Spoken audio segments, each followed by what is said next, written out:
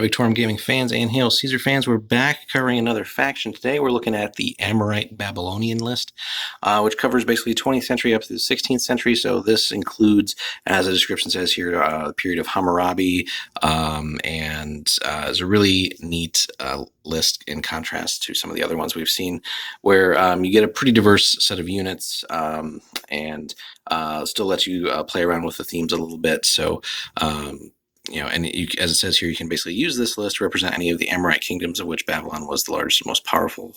So, for example, Isin, Larsa, Eshnunna, Ashur, Mari, and Yamkad. So lots of possibilities here still, even though it's really just covering about 5 centuries. But as you can already see, there's a little bit more to the army composition here. So as we saw with the Akkad and Sumer list, chariots can make up to 25%, so basically up to a quarter of the units in the army. Cavalry now we finally get introduced, so the army can include a single unit of cavalry representing scouts. Infantry still has to be 75% of the list, so again, a lot of this is going to be spear-armed infantry, and it doesn't count skirmishers in this.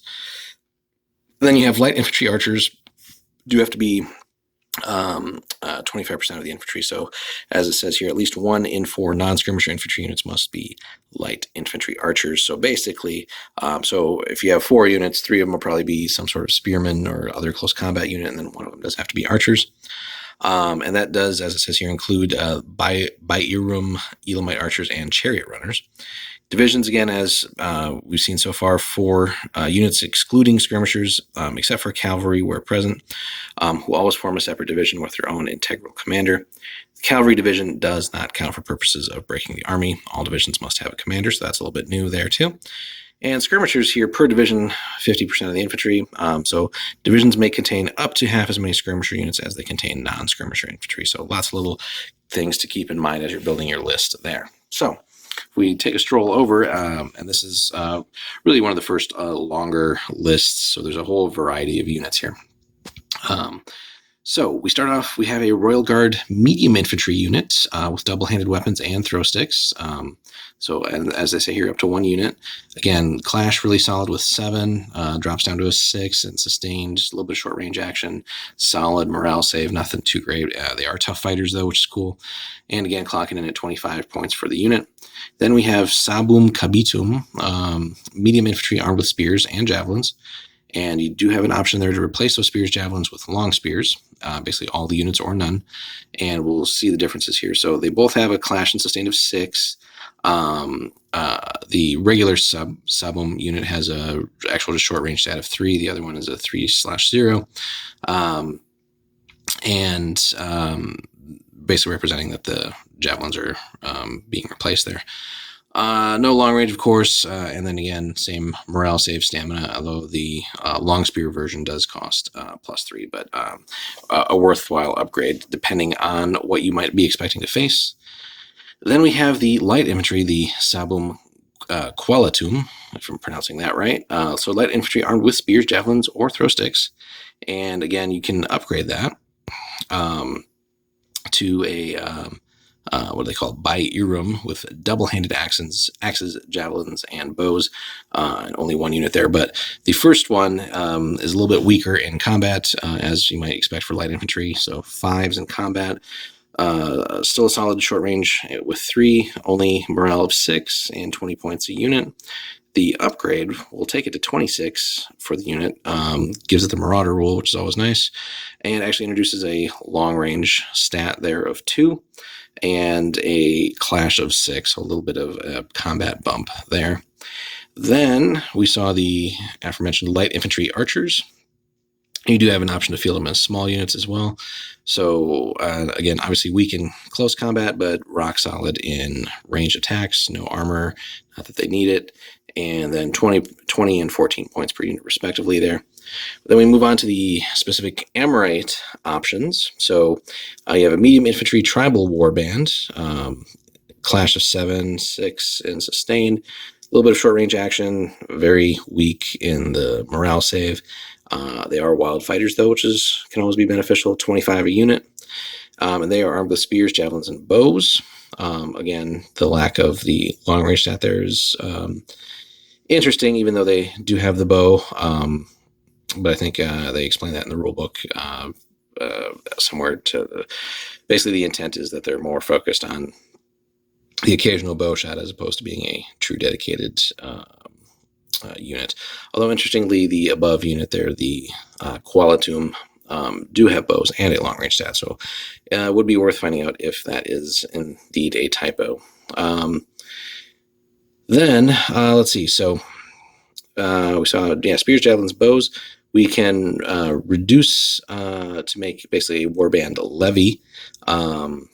So cheapens the unit a little bit, although you, in addition to the wild fighters, you do become a levy. A bit of a downgrade there. And you could change that to eager, but no more than half of the number of warbands. So sort of a sideways upgrade after you've downgraded.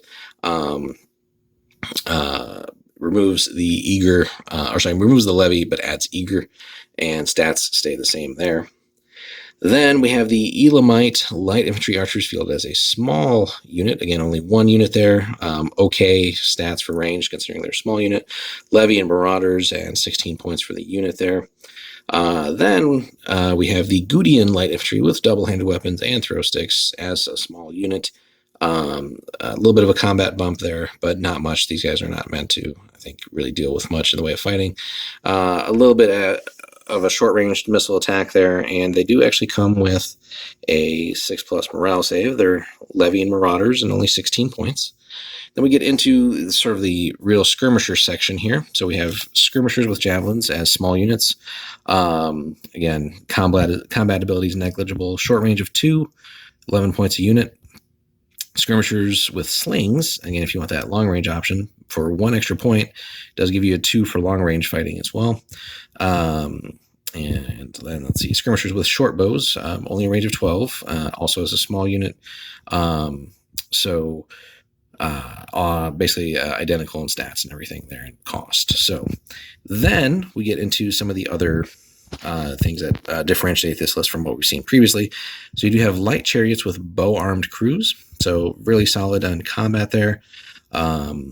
But really, these guys are basically more mobile ranged for you. So short and long range of 3, 4 up on the morale save, and 30 points a unit.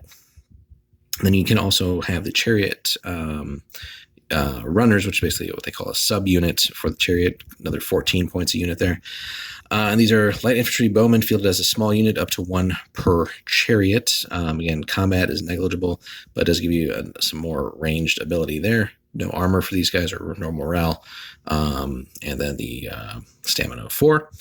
And then the single cavalry unit that you get is what they call cavalry scouts, which are bow-armed light cavalry fielded as a small unit. Even though it's really negligible as far as their combat ability is concerned, they do have a clash of 4, but then it drops down to a 2 if they are stuck in combat. But they do give you a little bit of range here, one at short and 1 at long. They do come with a weak morale save of 6+ there. Only 4, but again, it's a small unit for the stamina, and 15 points per unit. But nonetheless, it does give you a cavalry option that can get around and maybe take some pot shots at vulnerable areas, or even risk some close combat to finish off something. Commanders here, as with the Akkad and Sumer list, pretty solid across the board. So you have leadership 8 basically all across your commanders and the army in general. So not excellent by any means, but just solid. A really diverse list here with, again, lots of similarities to the Akkad and Sumer, but again, we can start to see the gradual diversification of units here. So we have, again, several light infantry options with various, javelins, bows, missiles, stuff like that. Very small unit options to supplement your sort of mainline units. Solid, but not like super elite infantry here. And then the option to give yourself a little bit of more mobility and flexibility in the form of some chariot missile fire that can do a little bit of close combat work, and some basically scout cavalry not going to call these guys combat cavalry, really. And all backed up by, again, solid leadership here, nothing too great.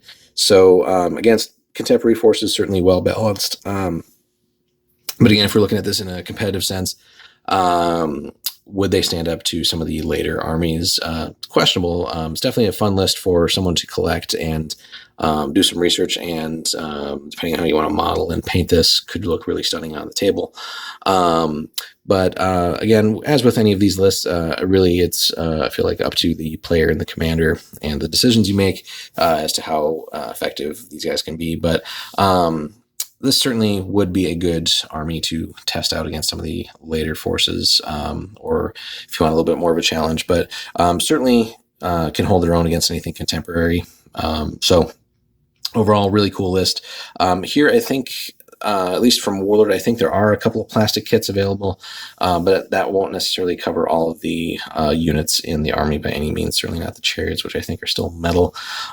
So you might have to look to some other manufacturers if plastic is your thing, or if you're fine with metal, then certainly there is going to be a lot of that for this list.